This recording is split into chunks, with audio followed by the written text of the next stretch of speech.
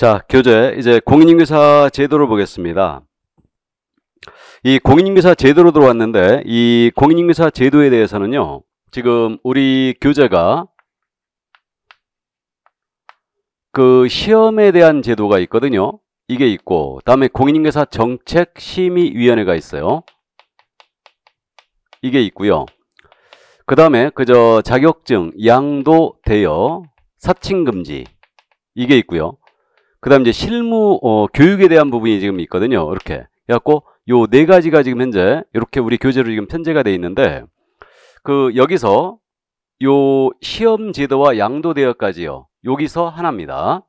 여기서 하나고 그다음에 교육 제도가 지금 현재 하나예요. 그러니까 두 문제 정도 비중을 갖고 있는데 이게 교육이 지금 현재 작년 32회 때 출제가 안 됐어요. 그러니까 원래 매회 출제하는 부분인데 이 부분을 이해해 두셔야 되고 지금 요 시험 제도와 관련해서 여기에서 지금 매년 29회를 제외하고 계속 출제하고 있는데 이 정책심의위원회는 지금 짝수의 출세예요. 그러니까 30회, 32회 때, 28회 때 이렇게 이제 출제가 됐고요. 그러니까 이건 지금 우리가 홀수의 대비죠. 그러니까 요거는 이해만 해두시고 시험 제도 내면 쉽게 맞춰버립니다. 그다음에 양도대여 사칭금지에 대해서는 판례와 이제 제재를 꼭 정리를 해두셔야 돼요. 그래서 이 중에서 이제 하나입니다. 그다음에 교육에서 하나 이렇게 이제 이해하시면 돼요.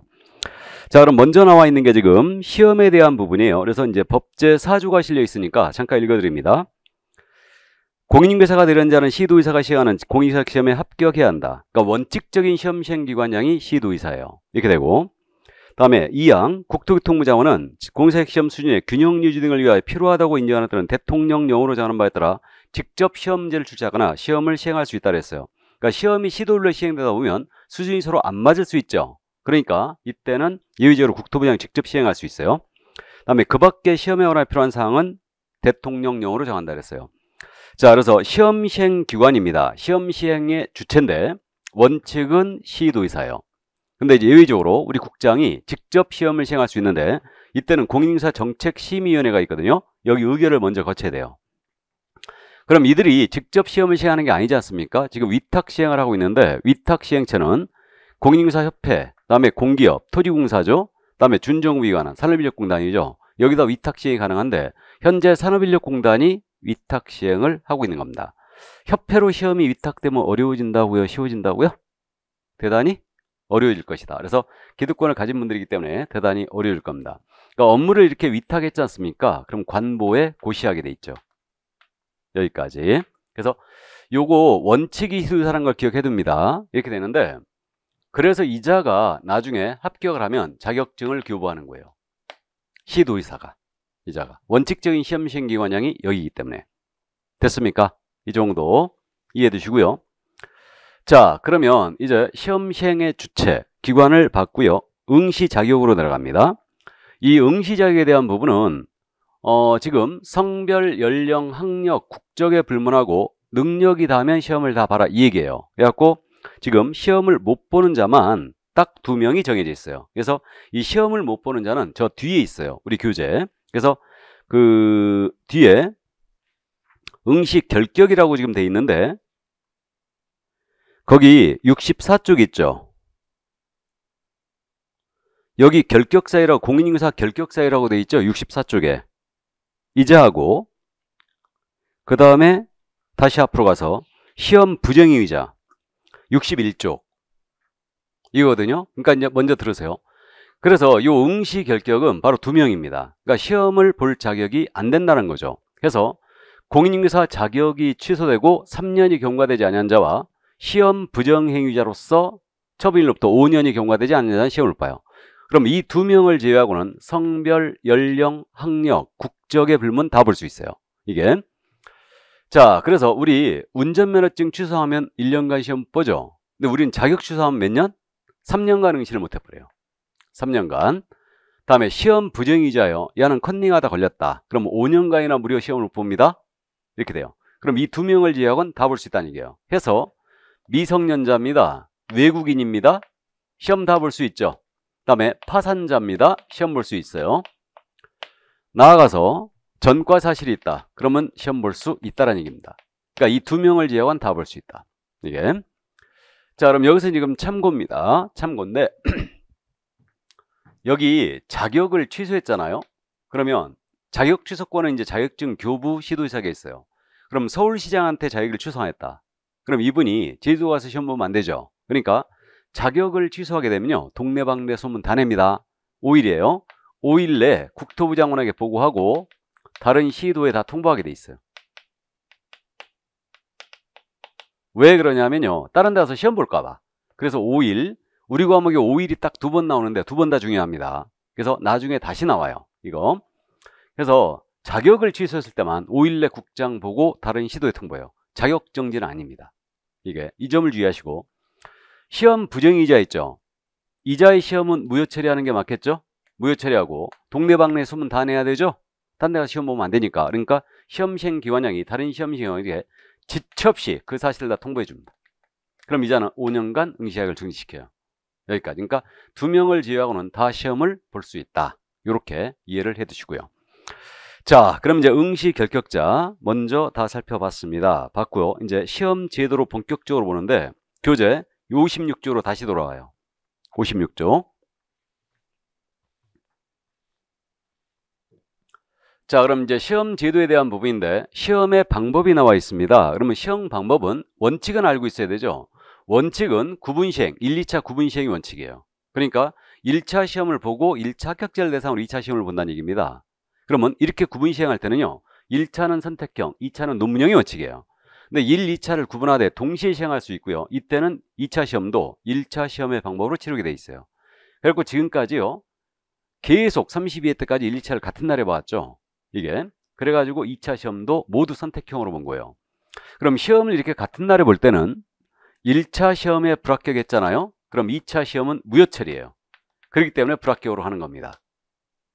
됐죠? 그래서 이 정도 구분 시행이 원칙이다. 다만 동시에 시행할 수 있다. 이 정도 이해하시고, 그러면 요 시험 1차를 합격했습니다. 그럼 1차 합격자는 다음 회 시험이나 1차 시험을 먼저 합니다.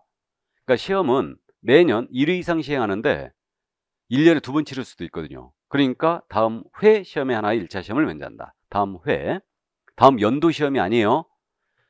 그래서 만약에 32회 때 1차를 합격했다. 그러면 이분은 33회 때 1차를 면제하죠. 근데 이분이 33회 때 응시를 안 해버렸잖아요. 그러면 34회 때 면제하느냐? 아닙니다. 본인의 응시 여부와 관계없이 다음 회 시험이나 1차 시험을 면제하고 끝낸다.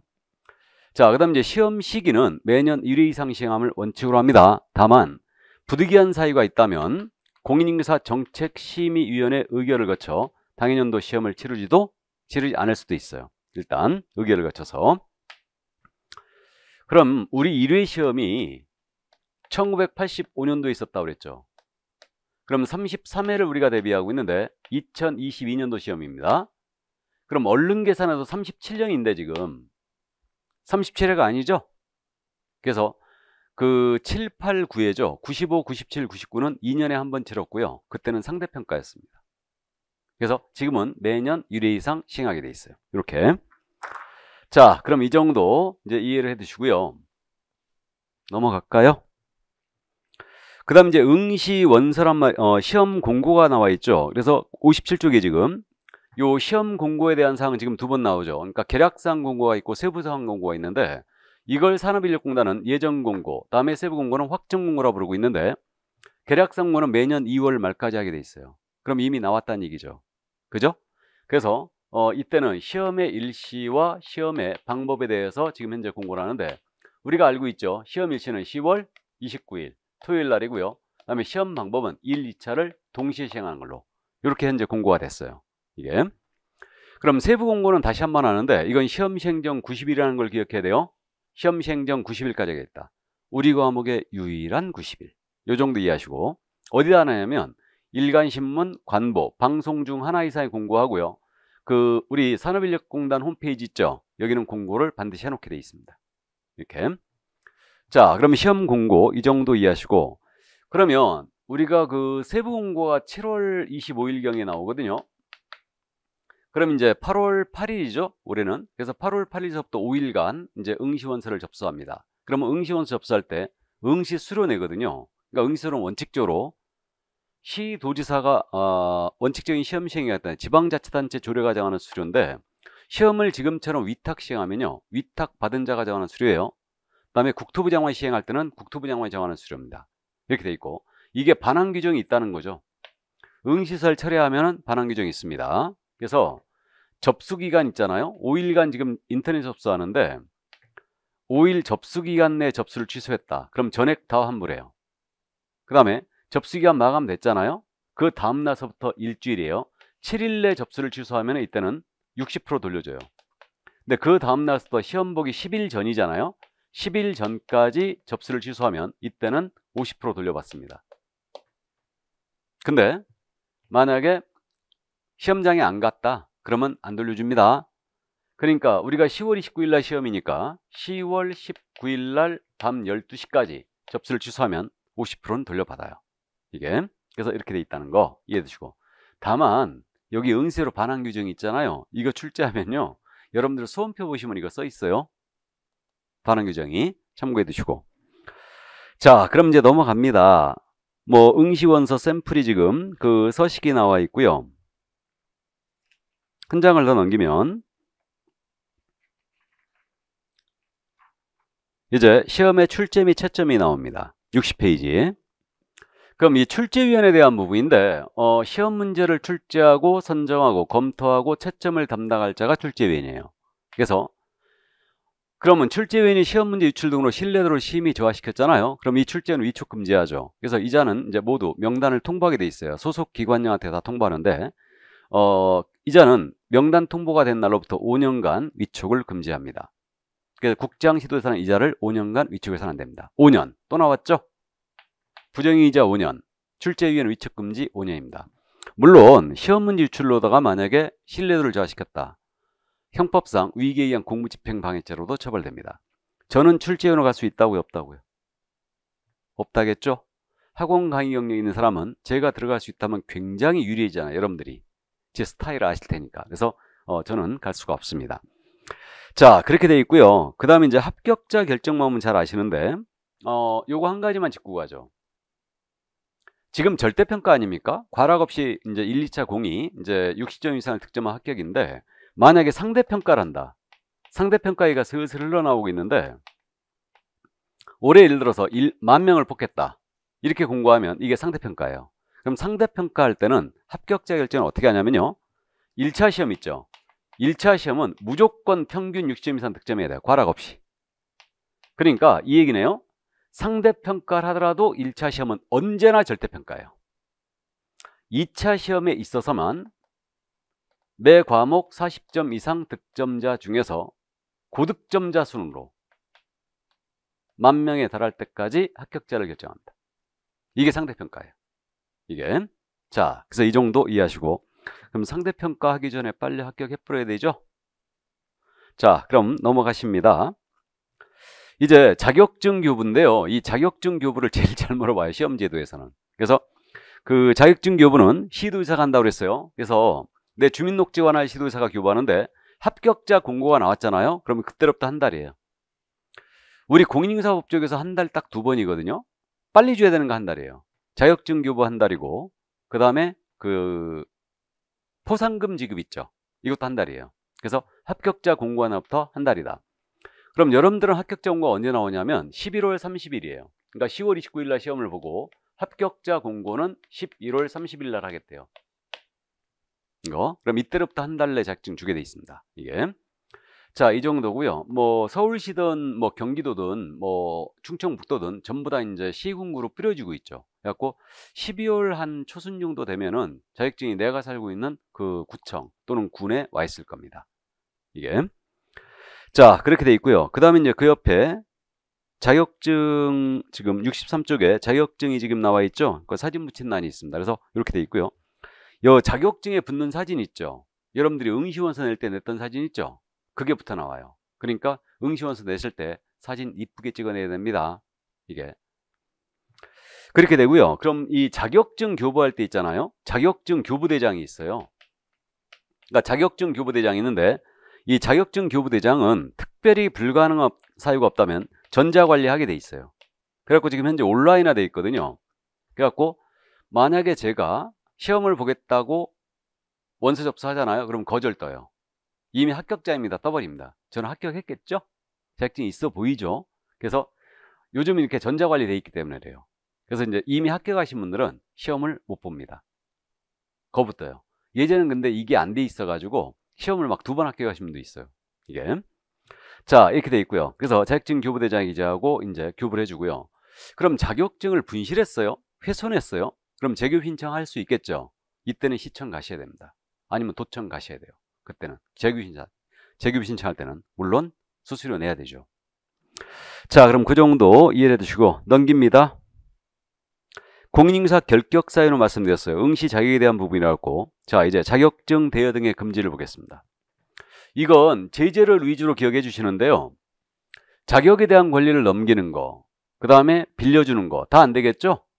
그래서 양도 대여 다 금지예요. 그럼 양수 대여 받는 게 다 금지인데, 이 성명 사용하여 공인인사가 다른 사람에게 자기의 성명을 사용하여 업무하게 하잖아요. 이거 대여와 똑같죠. 그래서 A 공인인사가 있는데 B라는 자로 하여금 자기의 성명을 사용해서 중개 업무를 하게 해준다. 이건 대여와 똑같습니다. 그러니까 자격을 이때는 취소해버려요. 취소해버리고요. 1-1로 처벌합니다. 1년 이하 적든 1,000만 원에 불금이에요. 그리고 양도 대여한 자 받은 자 신고발했잖아요. 그러면 포상금 건당 50만 원씩 받을 수 있습니다. 포상금 지급 대상이죠. 이게. 그래서 양도 대여 취소의 1년이에요. 이렇게 되고, 양도 대여는 유상무상을 따지지 않아요. 다 금지입니다. 그래서 이렇게 돼 있고요. 그 다음에 그 유사명칭 사용 금지가 있어요. 이게 사칭 금지인데, 공인중개사가 아닌 자는 공인중개사 유사명칭을 사용하지 못합니다. 그럼 만약에 사용했잖아요. 그럼 이때는 1년 이하의 징역 또는 1,000만 원에 불금해요. 그래서 사칭, 아닌 자가 사칭을 했다. 그러면 1-1로 처벌합니다. 그래서 형사처벌, 제재를 위주로 조금 기억을 해 주시기 바랍니다. 자, 그럼 그 정도 이해하시고 거기 판례 있지 않습니까? 65쪽에. 잠깐 읽어드리면요. 공인인사 자격증의 대여라는 것은 다른 사람이 그 자격증을 이용하여 공인사 행사하면서 공사 업무를 행하는 것을 알면서도 그에게 자격증 자체를 빌려준 것을 말한다. 따라서 무자격자가 공사 업무를 수행하는지 여부는 외관상 공사 직접 업무를 수행하는 형식을 취하는 교의 내용 없이 실질적으로 무자격자가 공사 명의를 사용하여 중개 업무를 수행하는지 여부에 따라 판단해야 된다. 그래서요, 3번 판례입니다.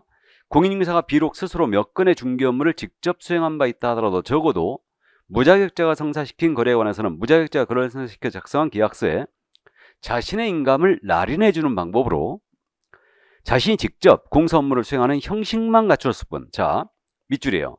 직접 공인인사 업무를 수행하는 형식만 갖추었을 뿐. 밑줄 딱 긋고, 이는 실질적으로 무자격자가 하여금 자기 명의로 공사 명의를 업무를 수행하도록 한 것이므로 공사자격증 대여행에 해당한다. 대여행에 해당한다. 밑줄이에요. 그러면 스스로 몇 건의 중개 업무를 직접 수행한 바 있다 하더라도 무자격자가 작성한 계약서에 자신의 인감을 날인해 주는 거예요. 그런 방법으로 공인인사 업무를 수행하는 형식만 갖췄다. 이거는 대여로 본다는 얘기죠. 그럼 처벌 대상이 된다란 얘기죠. 이게. 자, 그 다음에 이제 넘어가면 여기서 끝났네요, 판례가. 그죠? 그래서 이 정도 이해를 해 두시고요. 여기서 이제 판례가 조금 더 있긴 있었는데, 자, 유사명칭 사용 금지 관련 판례 보겠습니다. 이게 그 얘기였죠. 이 중개사무소의 상호가 부동산 뉴스였거든요. 그래갖고 이분이 자격증이 없어요. 근데 대표. 그래가지고 홍길동 이렇게 파악하고 다닌 거예요. 이 명함 받으면 여러분들이 공인인사 오인할 소지가 있죠. 그럼 이건 사칭이에요.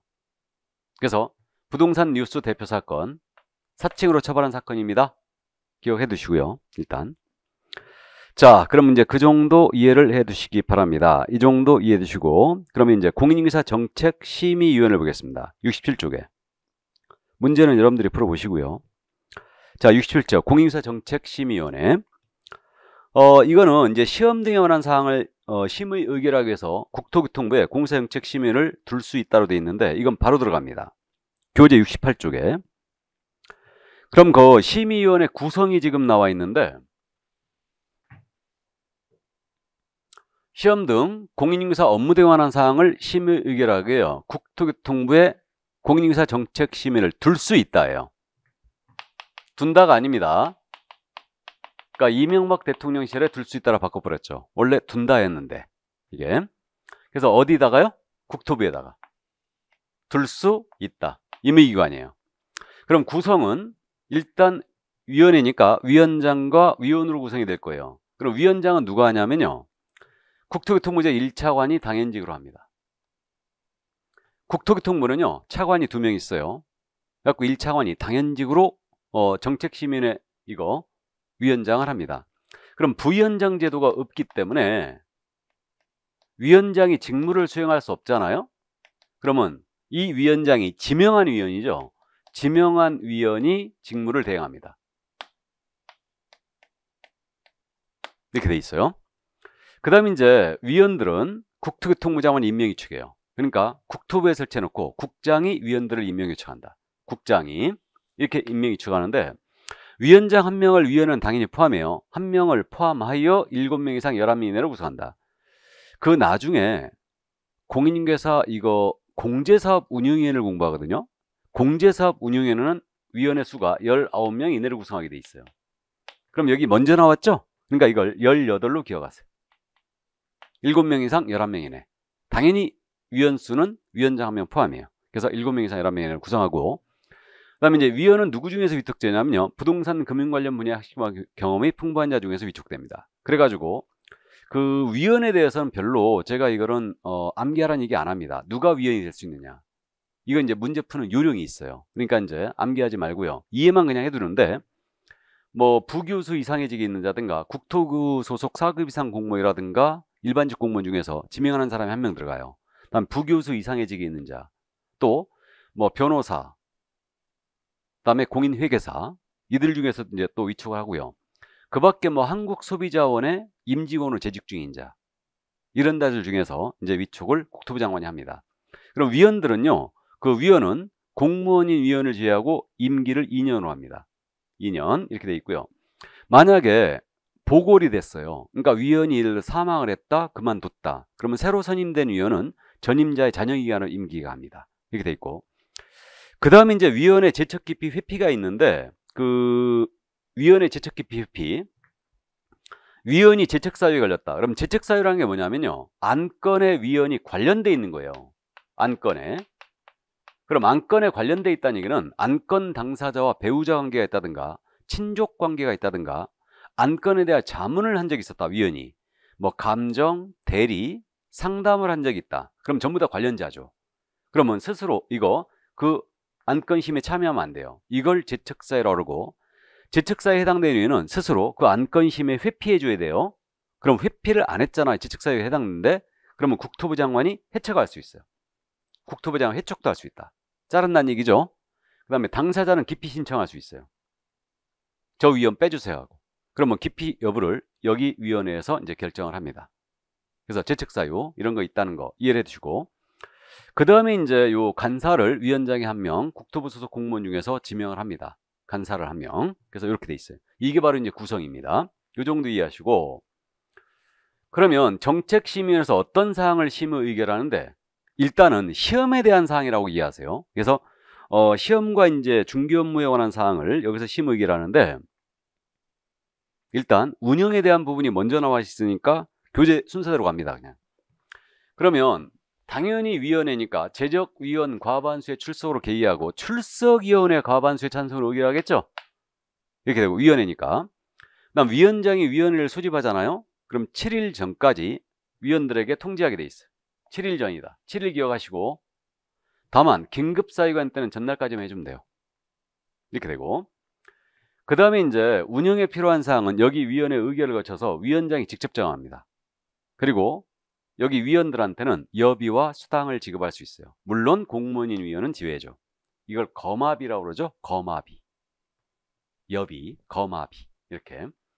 자, 그래서 운영에 대한 사항 이 정도 이해하시고 그럼 이제 심의 의결 사항이 뭐냐? 이 문제인데 넘어갑니다. 거기 70페이지에 나와 있는데 여기서 시험에 관한 사항을 결정하고요. 그 다음에 중개업무 관련 사항으로서 중개업 육성, 중개보수 변경, 손해배상 책임의 보장, 즉 보증 설정 금액이죠. 이걸 올린다. 내년 수부터 올리죠, 이거. 그렇기 때문에 이제 요 사항들을 결정해요. 이때 요 시험에 대한 사항을 결정했잖아요. 자격 취득에 관한 사항을 여기서 결정하면 시도지사는 이거 팔로우하게 돼 있어요. 이에 따라야 한다라고 돼 있죠.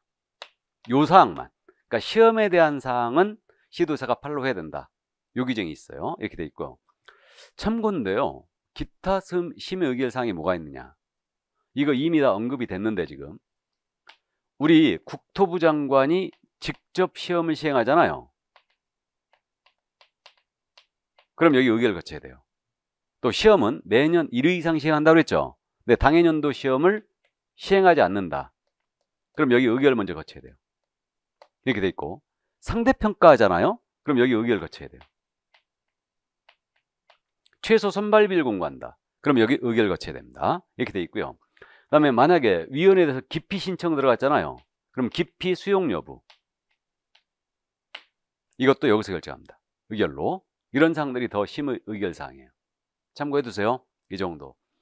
그래서 이 정책심의위원회는 지금 짝수회로 출제하고 있는데 이 부분을 출제하면요. 여러분들이 조금 어려워해요. 왜 그러냐면 내용을 아주 디테일하게 물어보거든요. 좀 나쁘게 얘기하면 치사하게 물어봐요. 문제를. 그래서 이제 여러분들이 조금 어려워하는데 32회 때 출제가 됐습니다. 그러니까 일단 이해만 해두세요. 자, 그럼 이 정도 정책심의위원회를 살펴봤고요. 그럼 이제 교육제도가 나오고 있죠? 교육제도. 그래서 이 교육제도가 지금 출제가 32회 때 출제가 안 됐어요. 그러니까 33회 때는 출제 가능성이 굉장히 높아진 부분입니다. 그러니까 이해를 꼭 해두시는데 현재 우리 교육제도는 4가지가 있죠.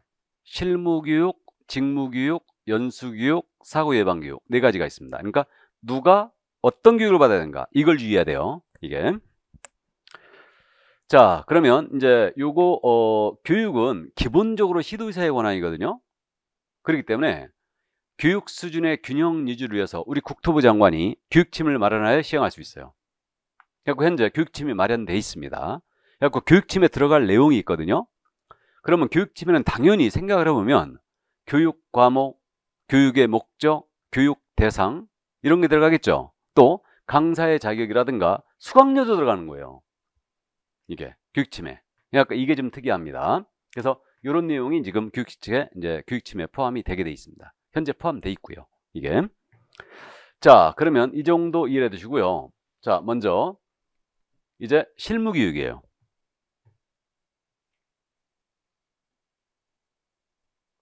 (72쪽이죠) 요 실무교육에 대해서는 시도의사의 권한이고요. 그러면 대상자는 누구냐? 등록을 신청하는 공인중개사. 법인은 임원 사원이 전체 받아야 돼요. 전체. 다음 분사무소가 있거든요. 이건 법인의 지점인데 분사함 설치할 때는 그 책임자가 바꿔야 돼요. 분사함 소장님이죠. 다음에 소속공사 있죠. 이자 다 받아야 됩니다. 그래서 이 3명 실무교육 대상자죠. 언제까지 받아야 되느냐? 등록 신청 전, 분사함 설치 신고 전, 고용 신고 전 1년 내에 받아야 돼요. 몇 년? 1년 내. 미리 받는 겁니다. 미리. 그럼 내가 자격을 따놓고 내가 5년 뒤에 중개사무소 열겠다. 그러면 그때 가서 받으면 돼요. 그래서 등록 신청 전, 고용 신고 전, 분사함 설치 신고 전 1년 내에 있어야 되고, 다만 중개업을 영위하다가 폐업 신고해버려요. 그 다음에 소공사로 재직하다가 그만뒀습니다. 그리고 1년 내에 다시 등록을 하거나 이렇게 소공사로 고용된다. 그때는 1년 내라면 면제해줘요. 1년 내라면 면제해줍니다. 왜 그러냐면 교육 내용이 실무교육 내용은 법률 지식을 기르고 부동산 중개 및 경영 실무, 직업 윤리를 내용하기 때문에 단기간 내 재등록 재고용 시효는 면제해주는 거예요. 그럼 이것도 면제해야 되겠네요. 예를 들어서 중개업을 영위하다가 폐업 신고한 다음에 1년 내에 소공으로 가는 거예요. 그럼 이것도 면제해 주는 게 맞죠? 또 소공으로 재직을 하다가 그만두고 종료 신고되고 1년 내 등록을 하는 거예요. 그럼 이것도 면제해 줘야 되죠. 크로스로 가는 것도 면제한다. 그죠? 그래서 이 정도 이해해 두시고요.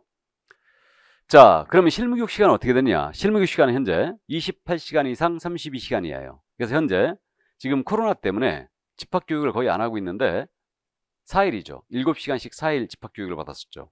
근데 지금 현재 온라인으로 뭐 10일인가? 28시간 이수하게 돼 있어요. 교육비는 지금 현재 13만 원이에요. 협회에서 위탁 시행을 하고 있죠, 현재.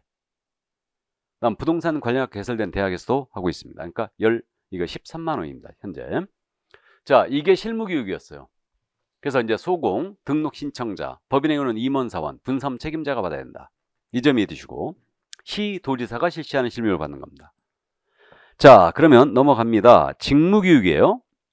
직무교육은 역시 시도지사의 권한이고요. 여기는 등록관청에 들어갔다는 걸 꼭 기억하세요. 직무교육 실시권자는 등록관청도 포함되어 있습니다. 등록관청이 실시한 직무교육을 받을 수도 있어요. 그럼 대상자는 누구냐면 당연히 중개보조원입니다. 중개보조원이 직무교육 대상이고요. 그러면 이때 시기는 당연히 고용신고 전 1년 내에 받아야 돼요. 중개보조원은. 그리고 당연히 고용관계 종료 신고되고 1년 내 재고용되잖아요. 그러면 이제 직무교육을 면제합니다. 그리고 교육 내용은 중개보조는 단순 업무만 보조하죠. 그러니까 직업윤리만 내용으로 하고 있어요. 시간은 3시간 이상 4시간 이상 반나절 가서 교육받고 와야 돼요. 중개보조는. 그래서 시도의사 또는 등록관청이 실시하는 직무교육을 중개보조원의 대상으로 이자가 받아야 된다. 그러니까 현재 교육비는 5만 원이에요. 5만 원 직무교육비는 협회에서 위탁 시행을 하고 있습니다. 그러면 소공이 되기 전에는 실무교육 받아야 되네요. 중개보조원이 되기 전에는 직무교육을 받아야 되네요. 그죠? 이거 맞나요? 중개보조원이 되려는 자는 고용신고 전 1년 내에 등록관청이 실시하는 직무교육을 이수해야 된다. 맞았나요? 틀렸나요? 비슷하지만 틀렸죠? 시험에서 이렇게 내면 이제 거의 죽음인데 등록관청 실시하는 이게 틀렸어요. 시도의사가 실시하는 직무교육을 받을 수도 있잖아요. 그러니까 등록관청이 실시하는 직무교육을 이수해야 된다. 이건 틀렸어요. 그러니까 등록관청 또는 시도의사가 실시하는 직무교육을 이수한다. 이렇게 나와야 돼요. 아니면 둘 다 빼버리든가. 이해하셨죠? 자, 그래서 이 정도. 이게 가장 어려운 질문이에요. 이게. 자, 그 다음 이제 연수교육이 있습니다. 연수교육은 보수교육적 성격이 있어요. 보수교육. 그러니까 건물 부서지면 수리하듯이 법이나 제도가 바뀌더라 이거예요. 그러니까 이제 교육을 해주는데 실시권자는 당연히 시도사입니다. 그리고 대상자는 개공과 소공이 대상이에요. 왜? 중개보조원은 연수교육 대상이 안 되죠. 왜 그러냐면 이자는 중개 업무 할 수 없잖아요, 지금. 그죠? 자, 그 다음에 연수교육은 주기적으로 받습니다. 2년마다 받아야 돼요. 2년마다. 그럼 2년이라는 시간은 상당히 긴 시간이기 때문에 미리 통지하죠. 그래서 2년이 되기 2개월 전까지 통지를 해줍니다. 그러니까 실무교육을 받고 직무교육을 받고 실무교육 받고 연수교육 받고 2년마다 이수해야 되고, 그러니까 2년이 되기 2개월 전까지 통지해준다. 그럼 연수교육 내용은 법제도의 변경사항이 들어가죠. 이게 실무교육과 차이가 있는 거고, 중개 및 경영실무라든가 직업윤리를 내용으로 하고 있습니다. 그러니까 보수교육이 맞잖아요, 연수교육은. 그러면 연수교육은 시간이 12시간 이상 16시간 이하로 되어 있으니까 12, 16이죠 이거는. 그래서 하루 반나절 가서 교육받고 와야 돼요. 교육비는 현재 8만 원입니다. 교육 시간도 생각보다 잘 물어보거든요. 근데 이게 숫자가 연계성이 있어요. 그러니까 참고하시는데, 직무교육은 지금 3, 4시간이죠. 연수교육은 12, 16이죠. 4시간 간격이 지금. 그 다음에 실무교육은 283이죠. 이렇게 4시간 간격입니다. 그러니까 이게 3, 4, 12예요. 12 더하기 16은 28이죠. 2832 이렇게 돼 있고요. 그 다음에 이제 이거 있습니다. 3244가 있어요. 교육시간이 3244. 이거 뭐냐면 경매 실무교육 있죠. 이게 3244예요. 숫자가 연계성이 있습니다. 이렇게 참고해 두시고요. 자, 그럼 연수교육 이거였다. 그럼 연수교육에 대해서는 있잖아요, 안 받았잖아요. 이게 처벌이 있어요, 연수교육은. 그러니까 실무교육이나 직무교육은 처벌이 없습니다. 이거 안 받고 오면은 안 받아주니까. 근데 연수교육은 주기적으로 2년마다 받아야 되죠. 안 받으면 이건 500만 원 이하의 과태료예요. 되게 쓰게 맞죠? 500만 원 같아요. 시도의사가 부가징수합니다. 시도의사가 이 실시권자이기 때문에.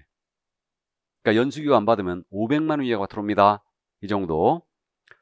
자, 그럼 이 정도 이해되시고 이제 부동산 거래 사고 예방 교육이 있어요. 사고 예방 교육이 있는데 이 사고 예방 교육은 3명이 다 할 수 있습니다. 그래서 국토부 장관, 시도의사 등록하청은 기업, 공인중개사 등이에요. 등을 대상으로 하는 사고 예방 교육을 실시할 수 있다 그랬어요. 그럼 지금까지 교육은 모두 실무교육, 직무교육, 연수교육이 필수성을 띠고 있었는데 이건 임의성을 띠고 있죠. 지금 대상자가 또 누구예요? 개공 등입니다. 중기업 종사 전체. 그러면 국장, 시도의사 등록하청은 개업공사 등을 대상으로 사고 예방 교육할 수 있다 그랬어요. 그러면 이거 맞나요? 등록관청은 중개보조원만을 대상으로 하는 부동산 거래 사고 예방을 위한 교육을 실시할 수 있다. 맞나요? 맞았죠? 그냥 편하게 가자고요. 등록관청은 보조원만 대상으로 사고 예방 교육 필요에 따라 할 수 있겠죠? 시도의사는 소공사만 대상으로 할 수도 있겠죠? 근데 사고 예방 교육은 등록관청만 할 수 있다. 틀렸죠? 사고 예방 교육 대상은 중개보조원뿐이다. 틀렸죠? 그죠? 그러니까 이 정도 이해하시고, 그럼 사고 예방 교육은 할 수 있으니 대상자에게 먼저 통지해 줘야 되겠죠. 그러니까 이거는 교육일 10일 전까지 통지 공고하게 돼 있어요. 며칠? 10일. 기억해야 됩니다. 10일 전까지 대상자에게 통지하겠다. 연수교육 통지는 2달 전이에요. 2년이 되기 2개월 전이고 사고 예방교육 통지는 10일 전까지 하게 돼 있습니다. 그럼 이제 이거 사고 예방교육에서는 유일하게 교육비 지원 규정이 있는 거예요. 이게. 그래갖고 처음에 이게 들어올 때는요. 법에 나올 때는 아 이게 교통비락도 줄 모양이다 그랬는데 대통령령으로 확정을 딱 시키면서 봤더니 이거는 사고 예방 교육을 받는 사람한테 주는 게 아니고 하는 놈한테 주는 거래요. 하는 놈한테. 그래갖고 교육시설이라든가 장비 비용, 강사비 등을 지원할 수 있다는 규정이 있어요. 사고 예방 교육에만 유일하게 교육비 지원 규정이 있습니다. 이 정도. 자, 그래서 이제 사고 예방 교육까지 다 봤어요. 여기까지. 그래서 교육에 대한 내용 여기까지였습니다. 그 기출문제가 지금 75쪽에 실려있죠. 2번 문제 요건 한번 보겠습니다. 기출문제. 기출 표시가 돼 있으니까. 75쪽. 옳은 것은 그랬는데 26회 기출이네요. 1번 실무교육을 받은 개업공사는 실무교육을 받은 후 2년마다 시도의사가 실시하는 직무교육을 받아야 한다. 교육 이름이 바뀌었죠. 직무교육이 아니고 연수교육이죠. 교육 이름 바꿔내는 거 아주 전형적인 지문이에요. 연수교육이다.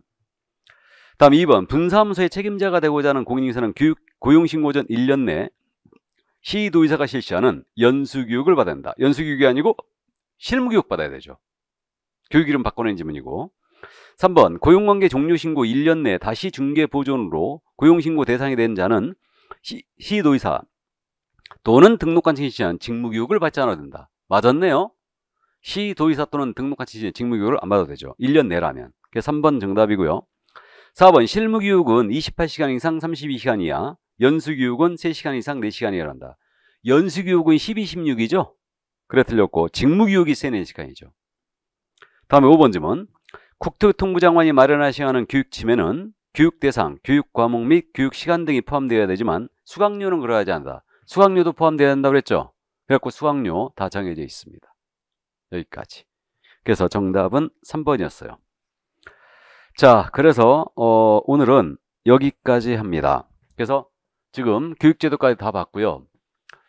오늘 지금 이제 심화과정 첫 수업을 했거든요. 그래서 내용이 약간 스피드했습니다. 분량이 좀 있었고, 그래서 이 부분은 이제 골격을 잡으면 사람들이 차츰차츰 암기를 해나가는 거예요. 그래서 이제 그렇게 이해해 주시고, 다음 주부터는 조금 더 속도를 제가 낮출 거고, 이제 약간 천천히 이제 해도 될 겁니다. 이게. 자, 그래서 여기까지 하고요. 그 유인물이 지금 나가 있죠. 유인물이. 그래서 그 수업을 듣기 전에요. 유인물을 출력을 해서 여러분들이 일단은 갖고 계시기 바랍니다. 그래갖고 지금 유인물이 이 3월달부터는 OX가 나가는 게 아니고 오지선다로 나가요. 그러니까 문제를 조금씩 우리가 이제 확인을 해봐야 되기 때문에 유인물 그 문제를 잠깐 보시죠. 풀어드리겠습니다. 이거. 자, 그럼 유인물 1번 문제. 다음 중 명문으로 규정된 공사법의 제정 목적이 아닌 거. 자, 이거는 출제 가능성이 높아 보이진 않지만 이런 걸 틀리면 절대 안 된다. 그럼 공인인증서 업무 등에 관한 사항을 정한다. 있죠? 중개업을, 부동산 중개업을 육성한다. 부동산 중개업 육성. 있죠? 맞고. 전문성 제고도 있고요. 공정한 부동산 중개 질서 확립은 없죠? 그래서 4번 정답이고 5번 국민경제 이바지도 있습니다. 그 정답 4번이었고요. 2번 가죠. 용어의 정의에 관한 설명으로 틀린 것을 했는데 이게 단순형의 대표적인 문제예요. 이게 중개라 함은 이렇게 딱 나오면요. 떠올려야 돼요. 법정 중개대상물에 대하여 이렇게 나와야 되죠. 근데 중개사무소에 개설 등록을 하고 바로 X 나가버려야 돼요. 그죠? 등록 여부를 따지지 않는다. 중개업정의에서는. 그래서 개설 등록을 하고 이게 빠져야 됩니다. 그러니까 중개대상물에 대하여 당사자 간의 매매기원 임차 그 밖의 권리득 실행이라는 알선한 거. 그럼 1번 정답이네요. 아이고 반가워라. 2번 질문. 중개업이라 하면 이렇게 나오면 다른 사람의 의뢰를 꼭 떠올리라고 그랬어요. 다른 사람 의뢰 일정 모수를 받고 중개를 업으로 행하는 것 맞고. 3번 질문. 개업공사라 하면 이렇게 딱 나오면 개설 등록만 떠올려야 돼요. 그래서 이 법에 따라 개설 등록을 한 자를 말한다. 맞죠? 다음에 4번 질문. 중개보존이라 하면 이거는요. 공인인증사가 아닌 자로 출발하는 거 꼭 명심하세요. 아닌 자로서 개업공사에 소속되어 수사물에 대한 현장 안내 및 일반 서문 등 개업공사의 중개 관련된 단순 업무를 보조하는 자 이렇게 나와야 되고. 5번 질문. 공인중개사라 하면 이러면 딱 자격 취득만 떠올려야 돼요. 그래서 이 법에 따른 자격을 취득한 자를 말한다. 맞죠? 그래서 정답 1번이었습니다. 그럼 이제 3번 문제가 바로 풀어 쓰는 문제 유형이에요. 그러니까 지금 유인물이요. 문제 유형을 언급하고 있는 겁니다. 그래서 유인물 그거 다 버리시 말고 꼭 모아놨다가 나중에 그 문제풀이 과정이라든가 90월 달에 다시 한번 꼭 풀어보시기 바랍니다. 좋은 문제들이 사실 유인물이 많아요. 여기서부터 나가는 문제가. 그러니까 시험에 근접한 문제들이라는 거죠. 어렵지 않고 기본기를 꼭 갖춰야 되는 문제들. 그런 겁니다. 그럼 틀린 것은 그랬는데 1번 중개대상 권리에는 저당권 등 담보물권도 포함된다는 게 판례였죠. 단 질권 제외입니다. 그러니까 이 질문 맞았어요. 그래서 원칙이기 때문에 저당권 등 담보물권 포함입니다. 단 질권 제외예요.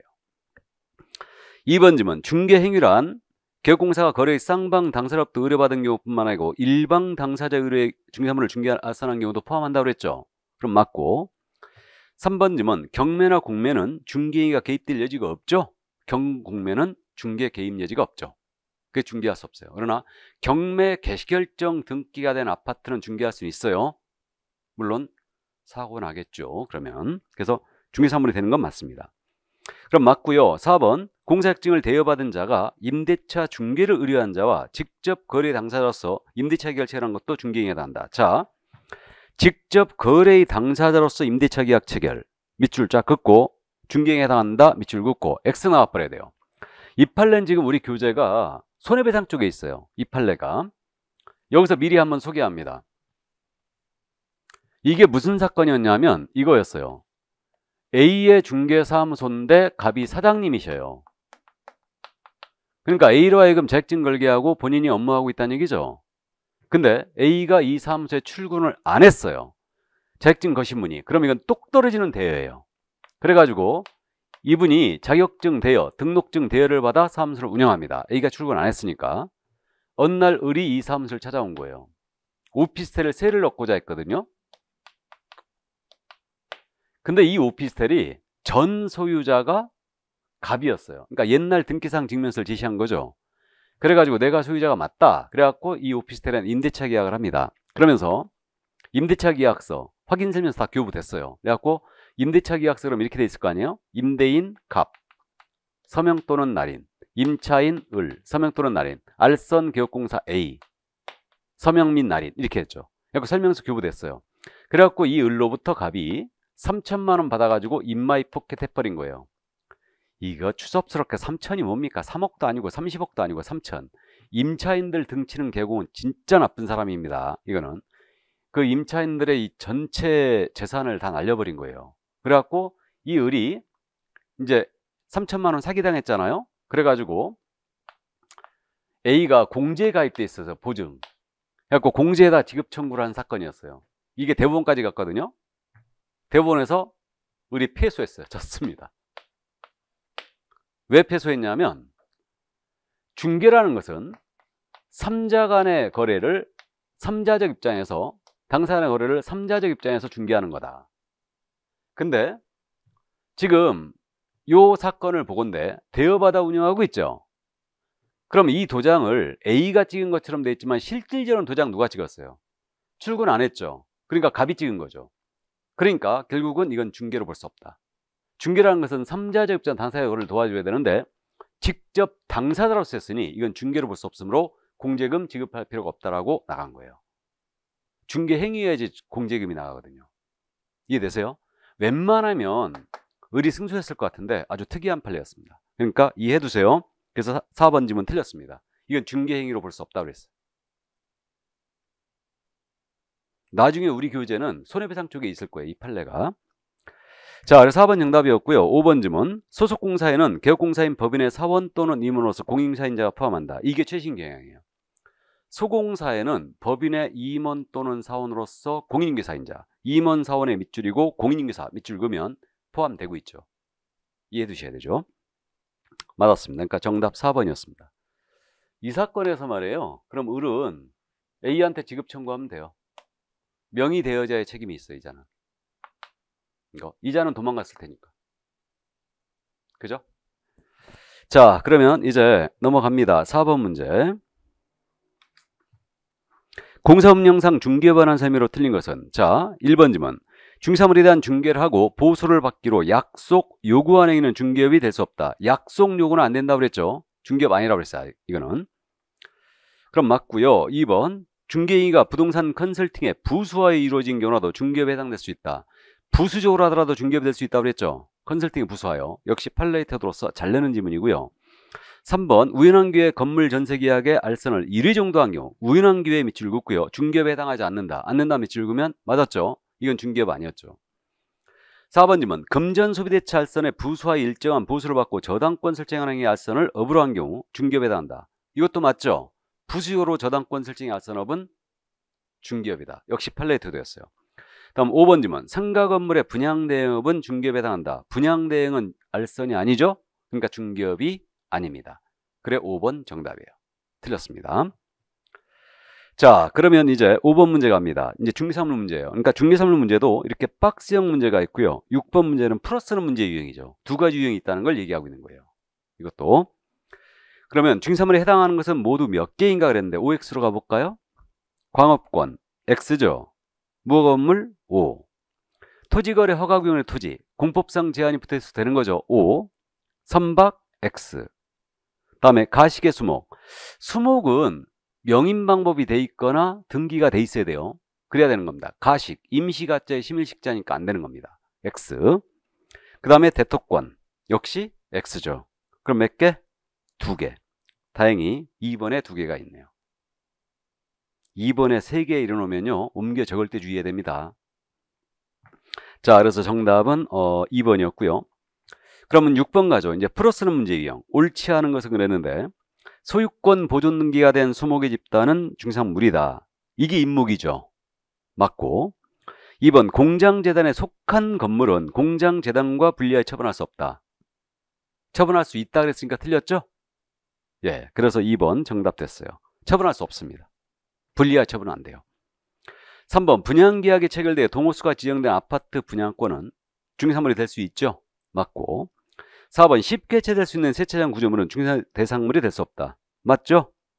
다음 5번 질문. 증여는 중개인 개입 여지가 없지만 중개인의 대상행위가 될 수 개입 여지가 없어. 중개인의 대상행위가 될 수 없다. 그죠? 그러니까 증여 자체는 중개 개입 여지가 없어요. 근데 증여된 토지는 된다겠습니다. 그죠? 자, 그럼 7번 문제 가볼까요? 시험 제도의 이제 옳지 않은 것을 모두 고른 것은 그랬는데 1번 질문. 자격시험의 원칙적인 시행기관은 국토교통부장관이다. 원칙이 누구라고요? 시도지사. 틀렸고. 2번. 자격시험의 응시자격은 제1차 시험일 현재 만 19세 이상이어야 된다. 이론규죠? 없어요. 미성년자도 응시할 수 있죠? 자, 그러므로 니은 질문 틀렸고. 디귿. 공사시험 부정행위자로서 그 처분일로부터 5년이 경과되지 아니한 자는 공인중개사시험에 응시할 수 없다. 맞죠? 부정행위자는 5년. 응시할 수 없고. 자, 다음 리얼. 중개사무소의 개설 등기 취소한 후 3년이 경과되지 아니한 자도 공사작 시험에 응시하게 있다. 자, 이 질문 장난을 살짝 쳤는데 지금 자격 취소되고 3년 경과되지 아니한 자는 시험 못 보잖아요. 그죠? 근데 지금 뭐라고 그랬어요? 등록 취소. 등록 취소되고 3년 경과되지 아니한 자 응시할 수 있지요. 속으로 그러시죠? 아니, 자격증이 있어갖고 등록했는데 무슨 또 시험을 왜 봐? 중개인. 중개인이 자격이 없잖아요. 중개인이 등록 취소했다. 그래도 3년 경과되지 않았더라도 응시할 수는 있죠. 중개인은 자격증이 없으니까. 그래서 리을짐은 응시하기 있습니다.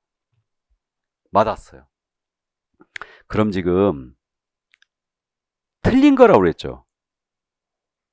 그러니까 정답은 기역, 니은. 2번을 쳐야지. 디귿리을을 치면 안 돼요. 그러니까 박스형 문제에서 틀린 거 골라라 꼭 내거든요. 그래서 박스형 문제는 답을 칠 때 꼭 다시 한번 틀린 건지 옳은 건지를 꼭 보고 쳐야 됩니다. 그래서 정답 2번이었어요. 이게 틀린 걸 하겠으니까. 자, 그럼 다음 문제 8번 문제를 볼까요?